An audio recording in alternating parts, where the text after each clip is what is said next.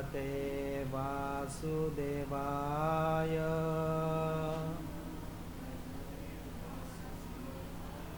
ओम नमो भगवते वासुदेवाय।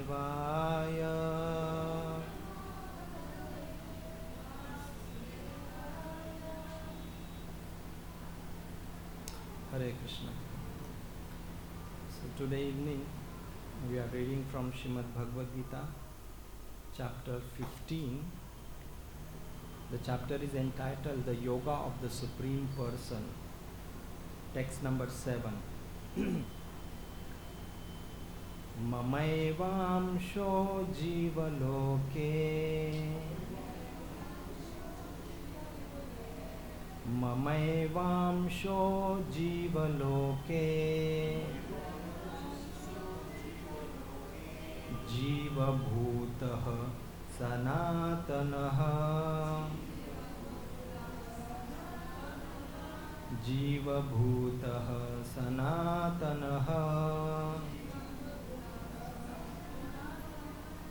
Manah Shasthani Indriyani Manah Shasthani Indriyani Prakriti Sthani Karshati Prakriti Sthani Karshati Mamaevamsho Jivaloke Jivabhutah Sanatanaha Manah Shasthani Indriyani Prakriti Sthani Karshati Mamaevamsho Jivaloke Jivabhutah Sanatanaha Manah Shasthani Indriyani Prakriti Sthani Karshati. Someone would like to repeat? Mamaevamsho jivaloke Jivabhuta Sanatanaha Manah Shasthani Indriyani Prakriti Sthani Karshati Mamaevamsho jivaloke Jivabhutah Sanatanaha Manah Shasthani Indriyani Prakriti Sthani Karshati Mamaevamsho jivaloke Jivabhutah Sanatanaha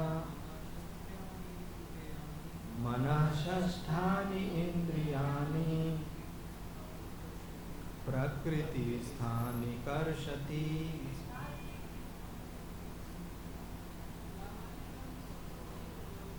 Mamaevamsho jivaloke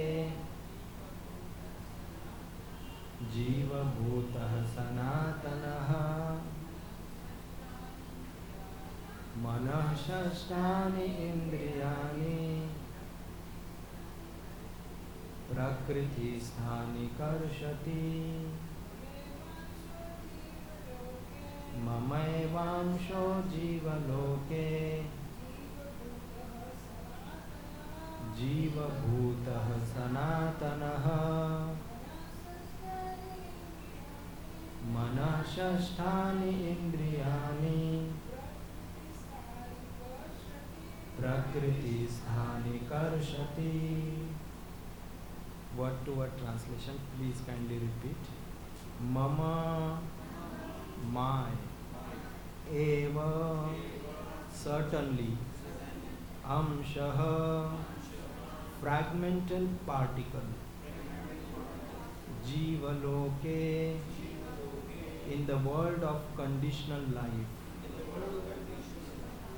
Jiva Bhutaha, the conditioned living entity. Sanatanaha, eternal. Manaha, with the mind. Shasthani, the six. Indriyani, senses. Prakriti, in material nature. Sthani, situated. Karshati, is struggling hard. Translation and purport by His Divine Grace Srila Bhai Charnar Vinda Bhakti Vedanta Swami Srila Prabhupada. Srila Prabhupada ki jai. Translation. The living entities in this conditioned world are my eternal fragmental parts. Due to the conditioned life, they are struggling very hard with the six senses, which include the mind. Purport. Very big purport, so please kindly have attention. In this verse, the identity of the living being is clearly given. The living entity is the fragmental part and parcel of the Supreme Lord eternally. It is not that he assumes individuality in his conditional life and in his liberated state becomes one with the Supreme Lord. He is eternally fragmented. It is clearly said, Sanatanaha. According to the Vedic version, the Supreme Lord manifests and expands himself in innumerable expansions, of which the primary expansions are called Vishnu Tattva and the secondary expansions are called the living entities. In other words, the Vishnu Tattva is the personal expansion and the living entities are the separated expansions.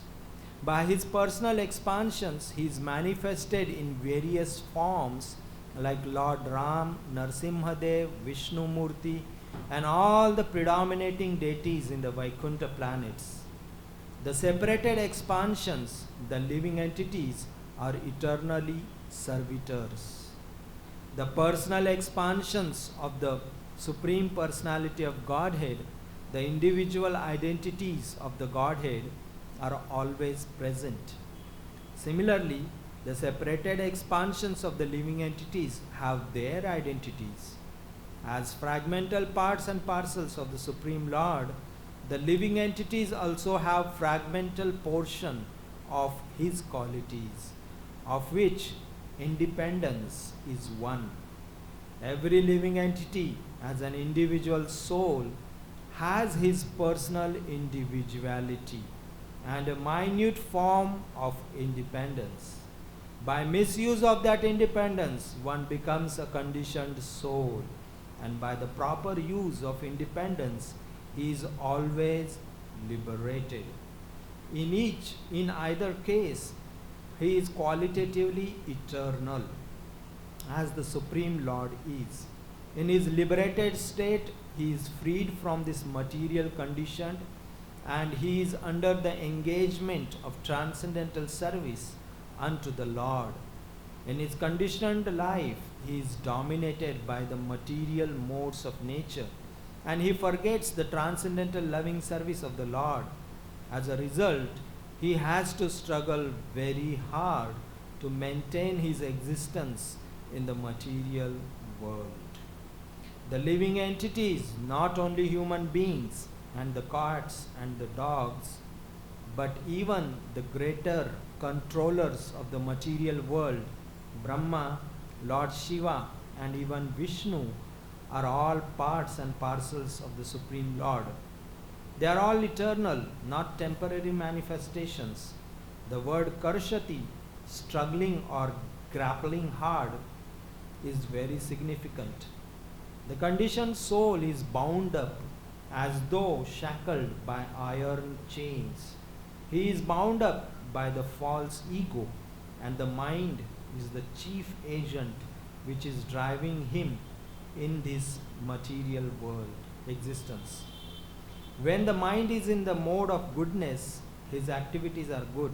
When the mind is in the mode of passion, his activities are troublesome. And when the mind is in the mode of ignorance, he travels in the lower species of life. It is clear, however, in this verse that the conditioned soul is covered by the material body with the mind and the senses. When he is liberated, this material covering perishes, but his spiritual body manifests itself in its individual capacity. The following information is there in Madhya Dinanya Shruti. Sa va esha brahmanishtham idam shariram martyam atishriya brahmabhisampadya brahmana pashyati brahmana shrunoti brahmane vedam sarvam anubhavati. It is said here that when a living entity gives up this material embodiment and enters into the spiritual world, he revives his spiritual body. And in his spiritual body, he can see the Supreme Personality of Godhead face to face. He can hear and speak to him face to face. And he can understand the Supreme Personality as he is.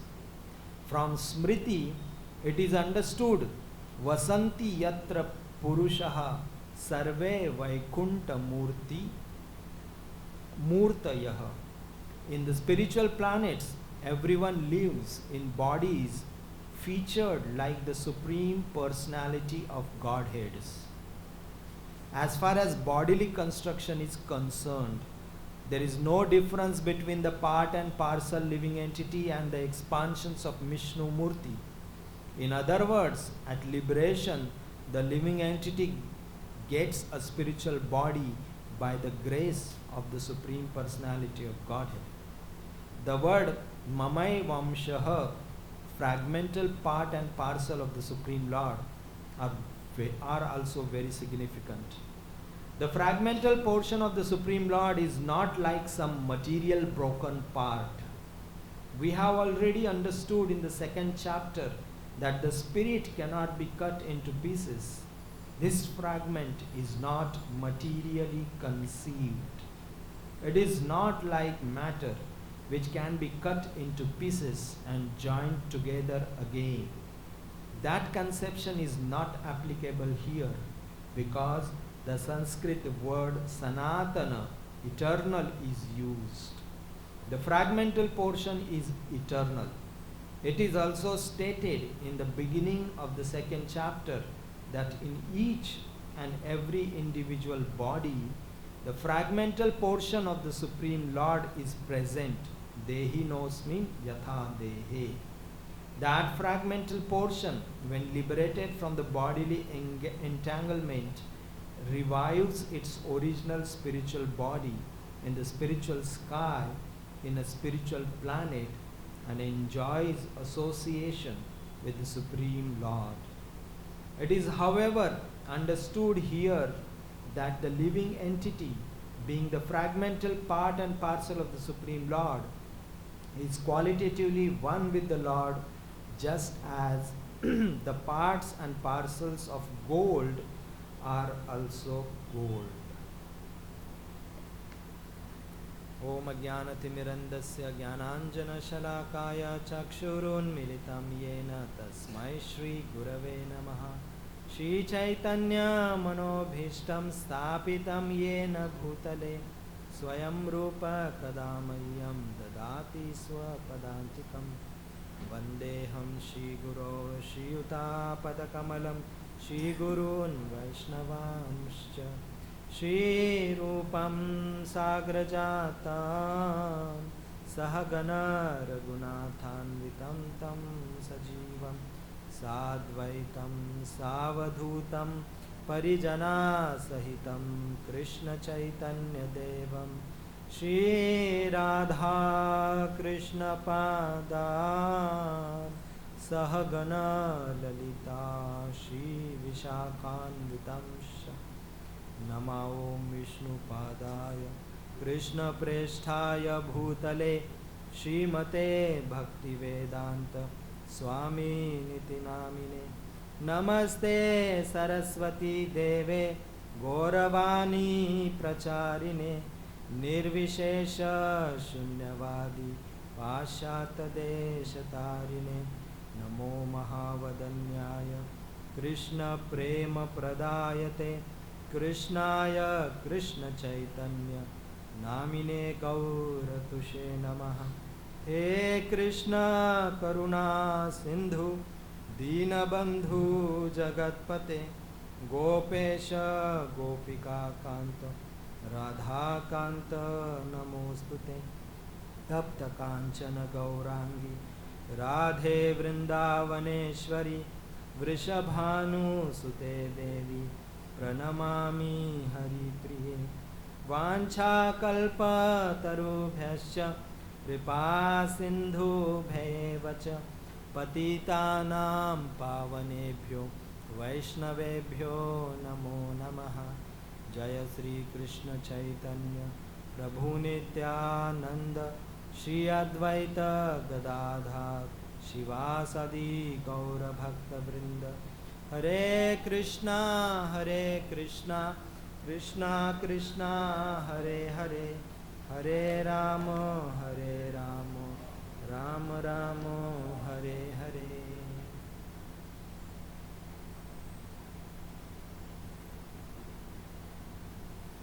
Hare Krishna.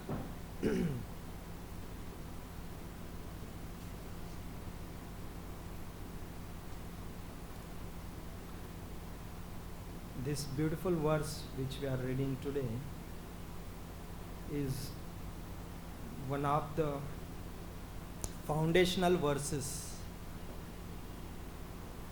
of spiritual platform, understanding spirituality. And we can understand this how? By the long elaborate purport which Srila Prabhupada has given. Similarly, Srila Prabhupada has given a long elaborate purport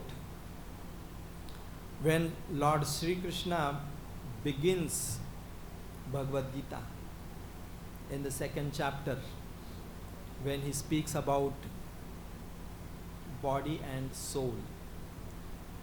So when the first word Shri Bhagavan Vacha Asochanan Vasochastvam Pradnyavadamsha Bhasase Gatasuna Gatasumcha Nanu Sochanti Pandita, that is the first words comes out from the mouth of Lord Krishna for chastising Arjuna for his misconception, for his misunderstanding about what is truth.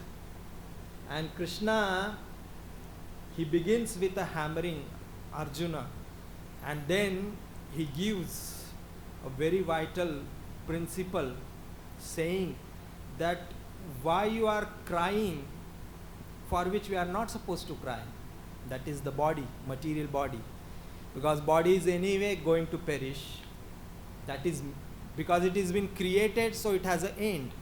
What is been created, it always has an end. And the spirit soul, because it is not created, so it doesn't have end. That's why the word Sanatan is being emphasized so much. So Srila Prabhupada, in that verse, when Krishna starts speaking, 2.11 he starts speaking, and then 2.12 the verse na jayate, no, not that, natve vaham jatu nasam natvam neme janadipaha nachaivana bhavishyamah sarve vayamatah param. In that verse, Lord Krishna talks about individuality and eternal existence of his own, of Arjuna, and all the kings who are assembled in the battlefield of Kurukshetra. Krishna talks about everyone, that everyone was individual in the past, they were individuals now in front of us existing, and in the future also every one of us, including myself, will be existing. So in this way, Lord Krishna very mercifully evaporated all the hopes of impersonalist by including himself in that verse, saying that I am speaking to you, Arjuna. I existed in the past, I am existing now, and I am existing in the future. So Krishna is remembering his past, Krishna is remembering his present, Krishna is remembering, he knows what is his future. But Arjuna and other kings who are eternal, but because they are conditioned by the material existence, by the material body, they have forgotten that they were existing in the past. They know now that they are existing now, but they don't know about their future also, where they will be existing. So Krishna, in order to remove that confusion or illusion, very clearly establishes by speaking that verse how I am individual, how you are individual, and how we are all eternal.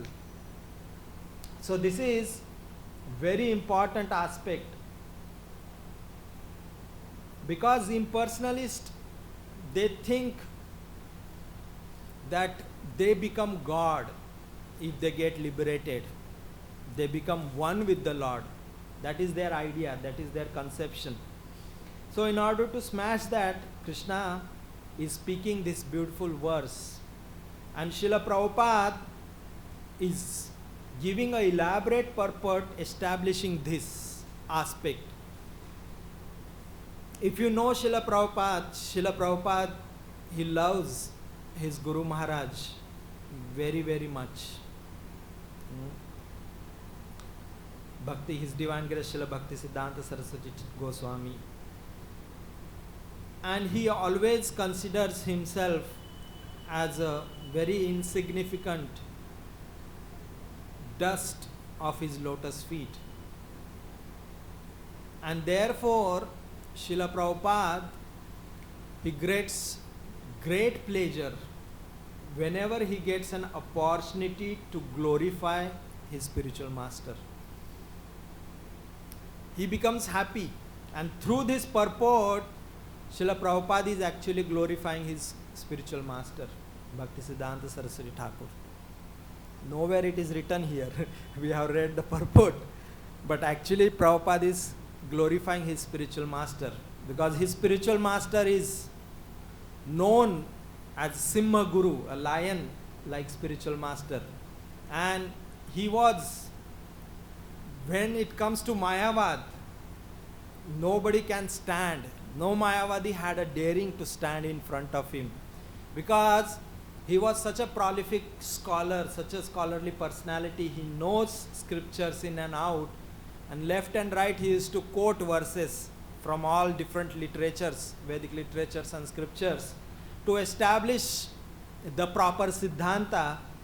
So Mayavadis, they cannot stand in front of him. They have no argument because the verses are there, they are like crystal clear, like sun, it's very clear.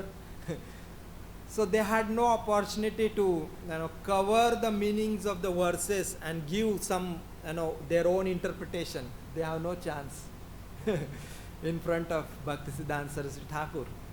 And here is opportunity Prabhupada is getting, and he is glorifying, he is giving an elaborate purport to establish what he has already established in the second chapter, the very beginning. He has established that Lord is an individual, living entity, is eternal. He has already established in the second chapter. But still, because Krishna has spoken this verse, wherein he is talking about how every one of us is part and parcel, eternally part and parcel, Prabhupada is taking one more opportunity to re-emphasize the same concept, the same idea, same understanding, which is a foundation, a very important foundation for spiritual life. And he is remembering his spiritual master. There is nothing but we can understand, because Prabhupada is always remembering the instructions of his spiritual master, that whenever you get opportunity, you print the books and distribute it. So Prabhupada, through these books, he is, as a humble servant of his spiritual master, he is just postal peon, transmitting the message of his Guru Maharaj to all of us. So this is very beautiful principle. Prabhupada is revealing through his own personal conduct. He is revealing that how much he loves his spiritual master, how much he loves or eager, sincere to carry out his instructions in his life, and how much he is eager to share the message which he has got from his spiritual master. So Prabhupada is very delighted, and again, one paragraph Prabhupada is writing for showing the significance of one word in this verse. 2 places he does. How this word is very important, very significant. So this is very special of Prabhupada. And we need to learn that how every one of us should love Srila Prabhupada, love Srila Prabhupada's teachings, remember Srila Prabhupada's teachings, and follow in our life, and share what fortune we have got with everyone else. And Srila Prabhupada, by seeing this, he will be very happy, very pleased with us.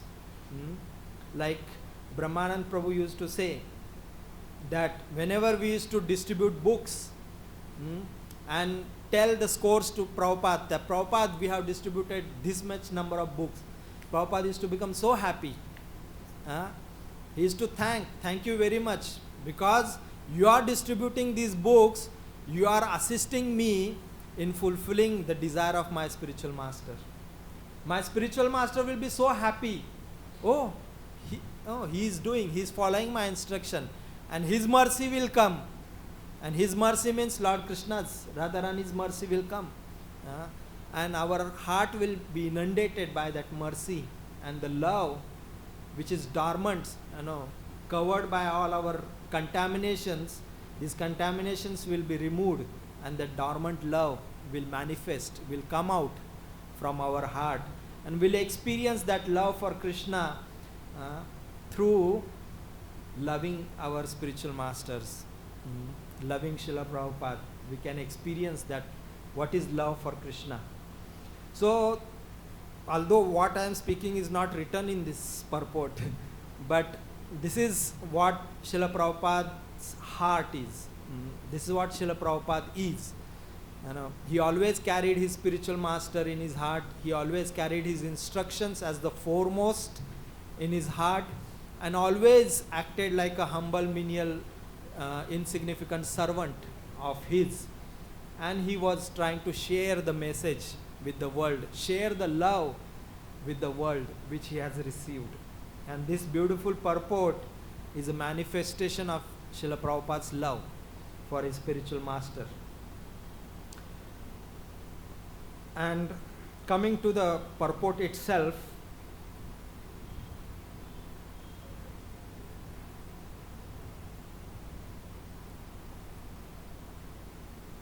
as we discussed in the beginning, that how Srila Prabhupada is emphasizing here to understand a very critical aspect of the foundation of Krishna consciousness, and that is to understand that we are eternally fragmental part and parcel of Krishna. So when the word fragmental comes into picture, immediately our mind starts thinking about cutting, parts, fragment, small parts. But the nature of the Supreme Lord and the living entity, the spirit soul, is such that it cannot be cut. In the second chapter, many different verses are there, where Krishna speaks about Nainam Chindanti Shastrani, Nainam Dahati Pavaka, Na Chaina Kledayantapo, Na Shoshayati Marutaha. And then Achedoyam 2:23 and 24.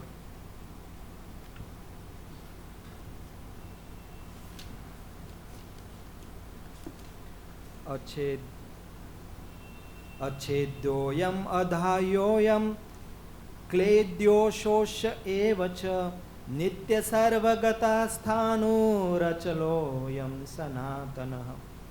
So these two beautiful verses talk about the nature of what is spirit soul. Right now we have a material mind and a material intelligence and material conceptions of understanding things of this world. So everything what we have is currently material. So with this material mind and intelligence and the resources and the conceptions of this world, we are trying to understand which is inconceivable, which is achintya, which is of a different nature, of a different kind only. So it's very difficult subject matter, therefore. So in some of the discussions, Srila Prabhupada mentions that we have to understand that spirit soul or the Supreme Lord is such a person that we cannot understand. However hard we try our intelligence and mind to try to conceive what is spirit, what is spiritual, it's not possible to conceive, because material limitations are there. To comprehend what is spiritual, to comprehend what is eternal is very difficult. Many times people ask how the spirit soul looks like. So here Prabhupada quotes that the spirit souls have a form which is like Vishnu Murti in the Vaikuntha planets. They have 4 hands, like Lord Vishnu has. We hear of description of Paramatma. He's standing, he has a yellowish dhoti, and then beautiful garland, kaustubh jewel, then kirit, and then peacock feather, and very beautiful smiling face. His all limbs are so delicate and so beautiful.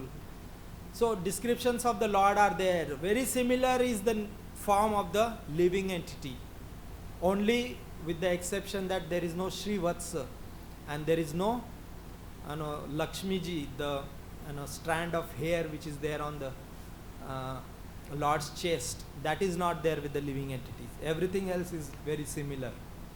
So we know when we talk about a hand, we understand that there is need of a bone to keep it at the right place and tight together. If the bone is missing, this all flesh will just fall. It needs support. So that's why there is a skeleton system Lord has created within the body, so that on that skeleton, when the different things are put up, it gives a very good shape to an individual. Then how about spirit soul? And does he has similarly, we see, paintings are there, we see all great Vaikuntavasis, they also have hands, legs, some of their hands are bent, someone is fanning, someone is plucking some flowers, somebody is offering something. So look like their bodies are very much similar to us. So do they also have a bone structure to stabilize that form, otherwise it will collapse or something? Very difficult to conceive. How can something be there without a support? And a very beautiful form, not some bulges are coming from this area or that area. Very uniform, very neatly formed, very beautiful, attractive looking form. How they are stable? Very difficult to understand. And our mind cannot conceive how such a form can exist.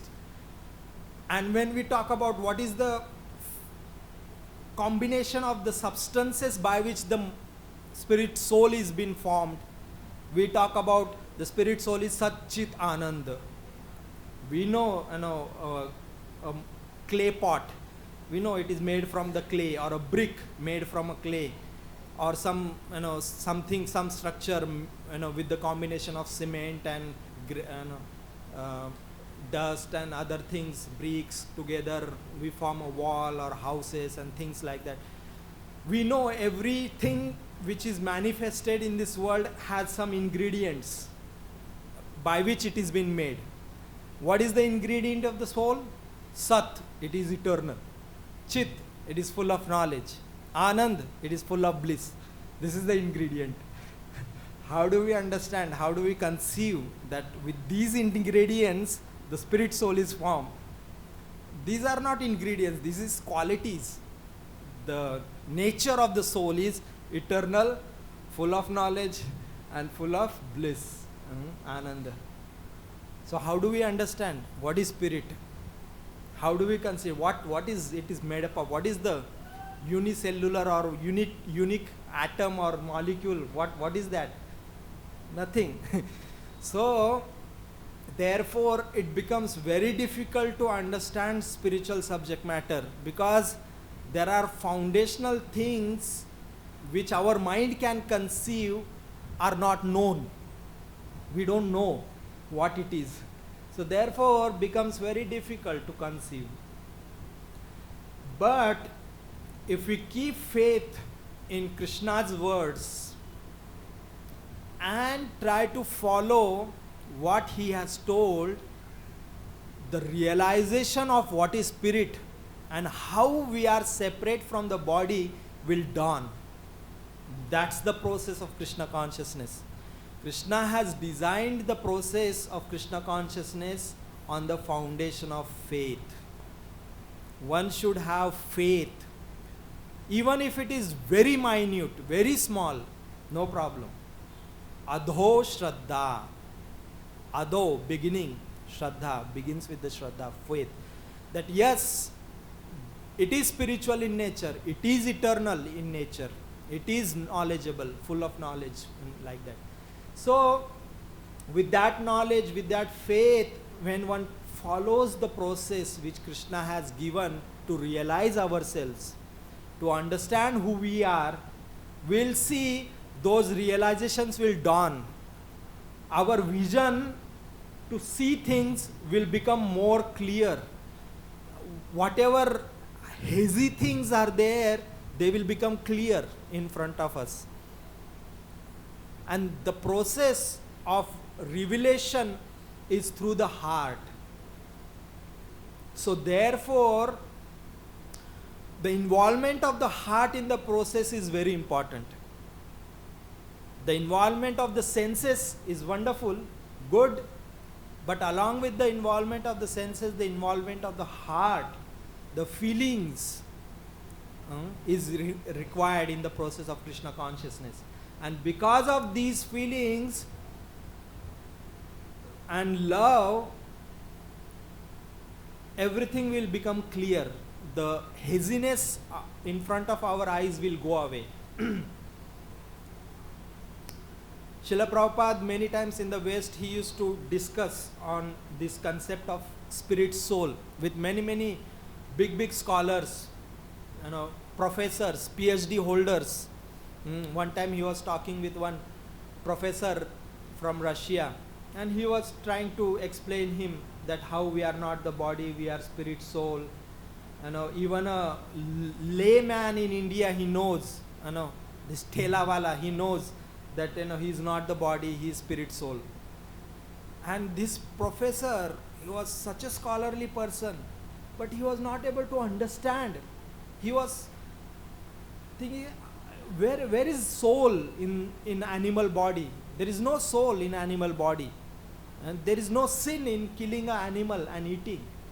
He was again and again talking about the same things, and Prabhupada was trying to tell him, no, there is eternal soul, there is a feeling, there is a consciousness in a living personality, and a dead has no consciousness. He doesn't have thinking, he doesn't have feeling, willingness is not there in it. He was trying very hard, but somehow this professor's brain could not conceive that there is a difference in dead and conscious. That was the situation. So it is very difficult because of the sins, the sinful things one has performed. It is very difficult to awaken spiritual acumen and intelligence. But when we do some spiritual sukrutis, Krishna will remove that haziness and reveal the spiritual truths to such an individual, by which his faith will grow more and more and more, and he will take to the process more sincerely, more seriously. And Srila Prabhupada talks about this principle in this beautiful purport. He says, Mana Shashtani Indriyani Prakriti Sthani Karshati. Karshati, we are all struggling in this world. Struggling with 6 senses. 5, the bodily senses, and the 6th one is the mind. And Srila Prabhupada makes a very significant point in the 2nd paragraph. He talks about iron chains. He is bound up by the false ego, and the mind is the chief agent which is driving him in this material existence. So, false ego is the false conception, false understanding. I am this body. This understanding is false ego. So this false understanding, having this accepted, the mind starts karshati, starts working very hard and makes different plans how he can enjoy. Just before discussing this aspect more, I'll just get back to the first paragraph where Prabhupada talks about how every living entity is qualitatively one with the Supreme Lord, because we are his part and parcel. So therefore whatever qualities are there in the whole, they are also there in the part. One aspect Prabhupada talks about is independence, how Krishna is independent and how living entity is also independent. Janmadiyasya yatonvayat itarast charteshva abhigya swarat. Swarat is the word which is used. That is the beginning of the Srimad Bhagavatam, first verse, first chapter, first canto. Swarat, the Supreme Lord is completely, fully independent because he is whole. There is no source for him.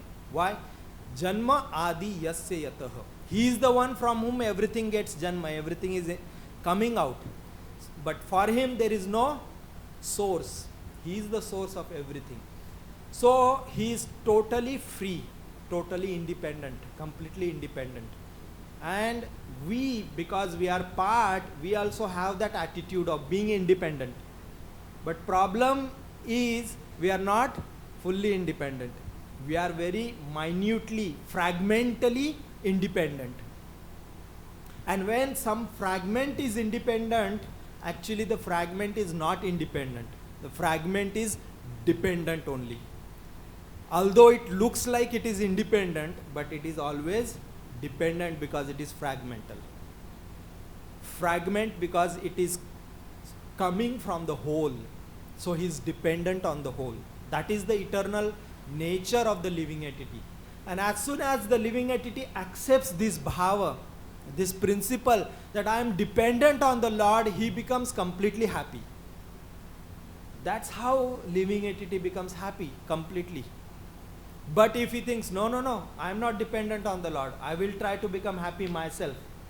I will use my intelligence, I will use the resources, I will manipulate the resources and I will try to become happy.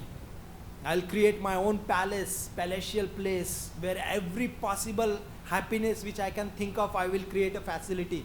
I will stay in such a place and I will be happy.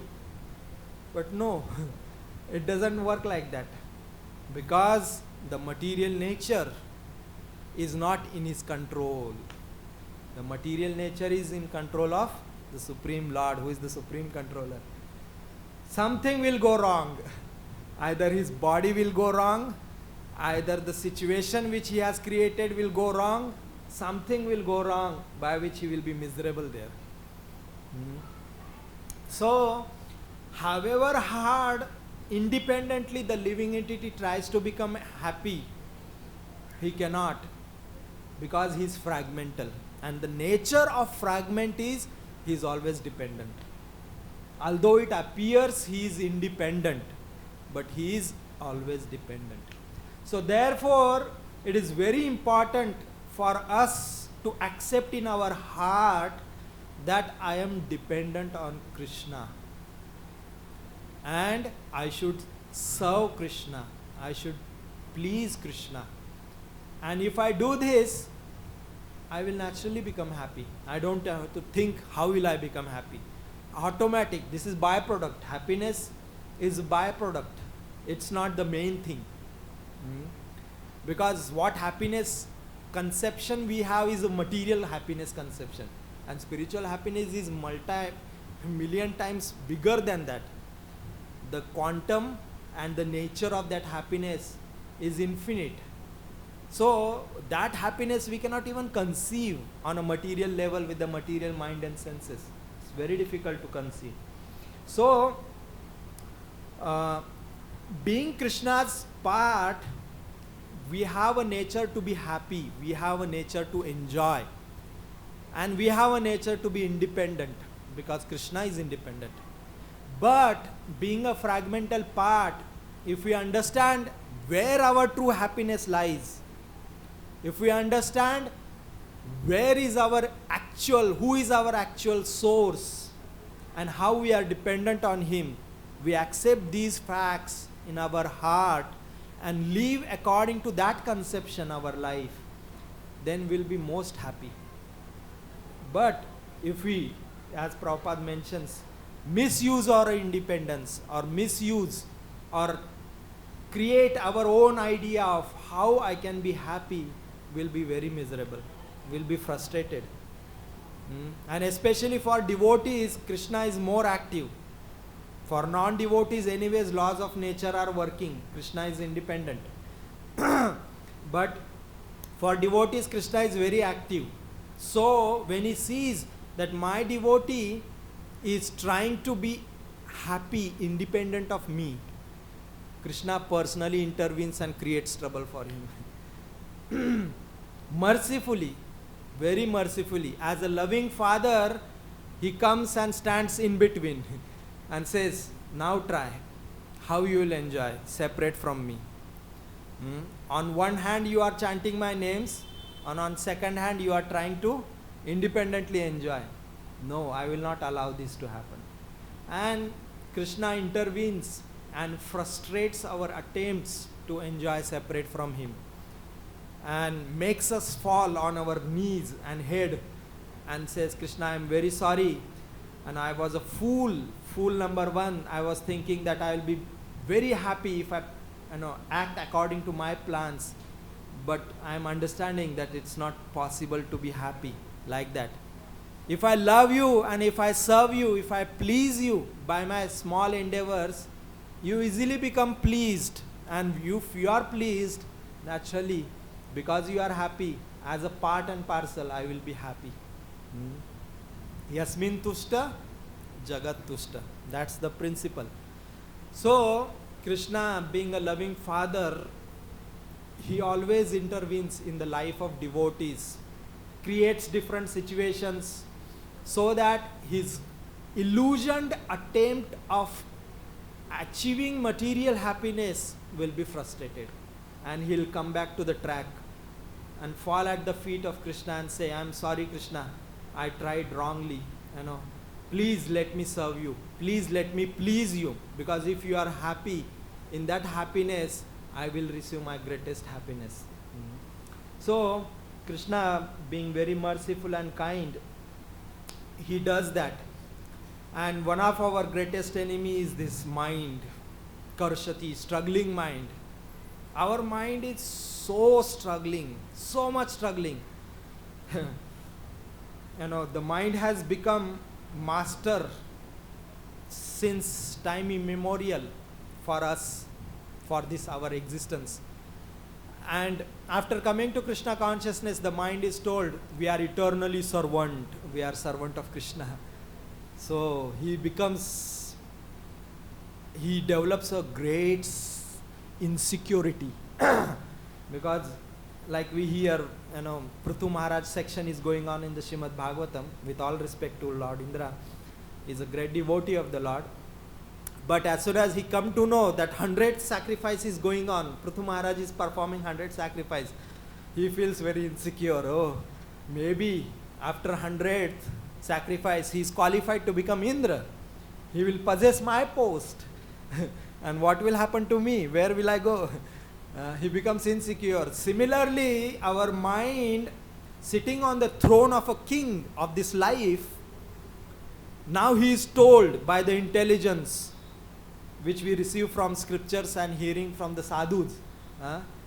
The intelligence tells, oh, you are not the master, you are servant. He feels, my God, what is this? From a king to a servant? What is, okay, demolition or disposition or throwing of someone from a position, level 10 to level 9 is little acceptable, but level 10 to level 0, my God, it's too much. It's like too much for the ego to accept. So mind has a great resistance to accept that I am not servant, I am enjoyer. I have been enjoying and now you are telling me I am the servant. It's not acceptable by me. I cannot accept this. And mind will resist all different plans. We saw one beautiful drama, some young devotees, they have put up mind drama. That the title of the drama is Mind. So there are two persons. One person is a person and second person is the mind of that person.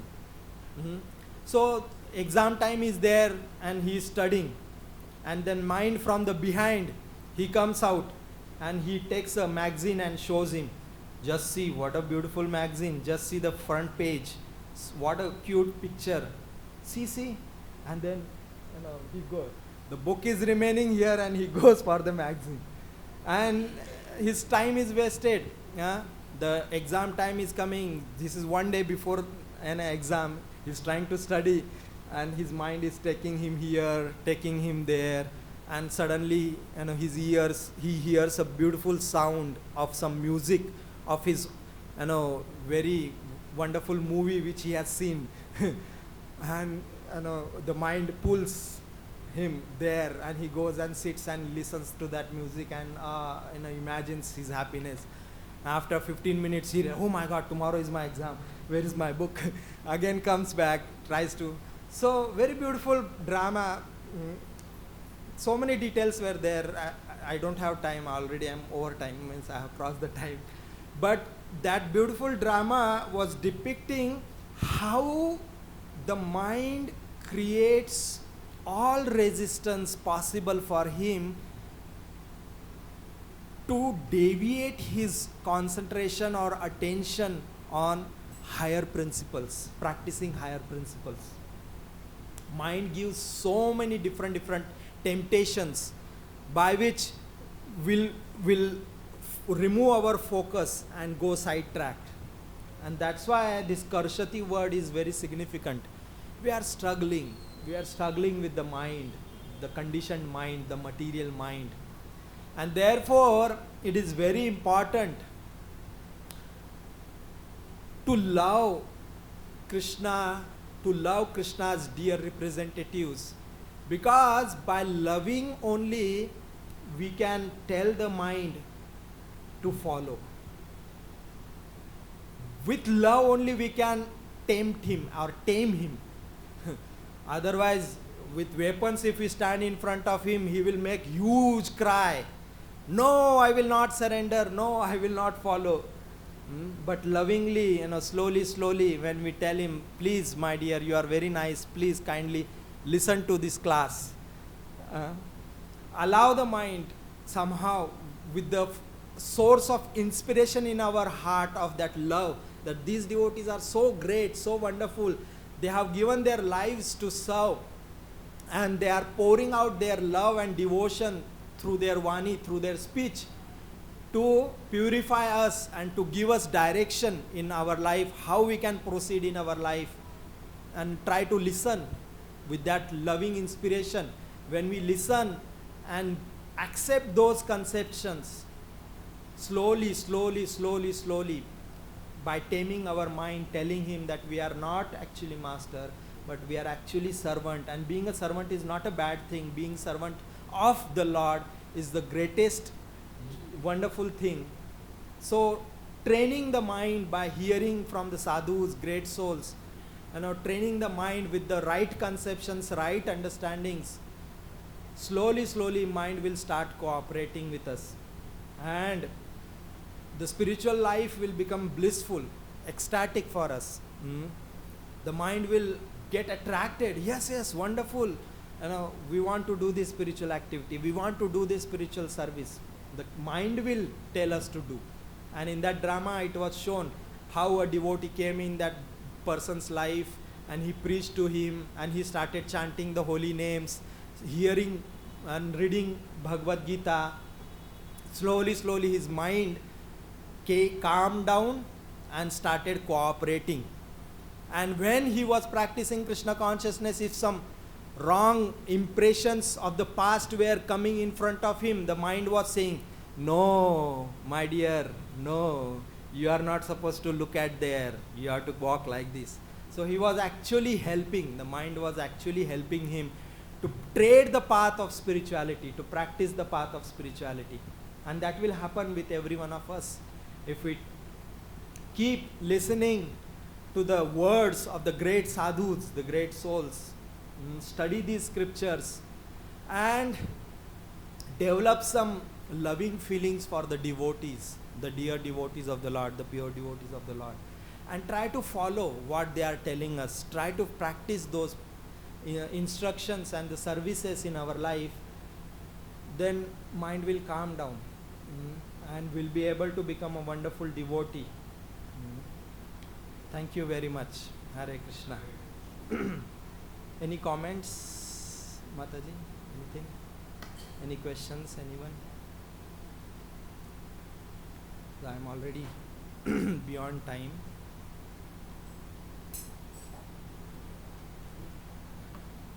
Thank you. Thank you very much for such a nice, positive class. So I have, This is Prabhupada's mercy. I have been listening to a theme which speakers have been speaking about. What do we have? What is the only thing that the spirit soul has? Okay. And some people are saying free will. Some people are saying desire. Some people are saying devotional service. And so on. But here, Prabhupada, and you're saying we only have dependence. Yeah. But here, Prabhupada That dependence is that dependence which is being talked about. Yeah. As an individual soul has his personal individuality and a minute form of independence. Yeah. By misuse of that independence, one becomes a conditioned soul, and proper use of independence, he's always liberated. Yeah. In either case, he is qualitatively eternal as the Supreme Lord. Yes. So, It talks about will. It talks about I desire. get the point that actually our minute dependence is so minute Yeah. that your conclusion is that actually the only independence we have, because the only choice we have, is to become dependent on the Lord. But it's because we have minute independence and we have personal individuality. Yeah. Otherwise, there's no question of relationship. Yes. It's not a Yeah. voluntary thing. Yeah. So actually, I never saw this sentence before. Every living entity has an individual soul has. So that's what the individual soul has. Has is personal independence. individuality. Yeah. Yes. Dependence. There was another point, which was right at the beginning of your lecture. You quoted that famous verse Natve in vaham. chapter 2. Never was there a time when I did not exist, nor you, nor all these kings, nor in the future shall any of us cease to be. You explained it in a different way, but the fact is that the conception of time is very difficult to understand. Yeah. So you explained it that Krishna in the past, Krishna in the present, Krishna in the future, but in fact, for Krishna, there is no such thing. For the material entities, there is past, present, and future. Yeah. According to us, it was Krishna in the past. But for Krishna, as he says, never was there a time when I did not exist. So for him, there's no past, present, and future. Yeah. For us, It's for our understanding. Yes, ma'am. for our understanding, Yeah. you might say that, but it gets a little bit of a